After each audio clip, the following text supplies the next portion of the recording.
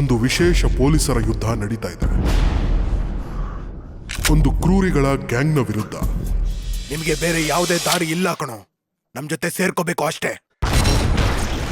ಆದ್ರೆ ಪೊಲೀಸರು ಮತ್ತು ಕ್ರೂರಿಗಳು ಸೇರಿ ದೊಡ್ಡ ಶತ್ರುಗಳನ್ನ ಎದುರಿಸೋಕೆ ಹೊರಟಿದ್ದಾರೆ. ಅನಿಶ್ಚಿತ. ಅವರು ಯಾರ ಕಡೆ ಇದ್ದಾರೆ ಅನ್ನೋ ಅರಿವೇ ಇಲ್ಲ.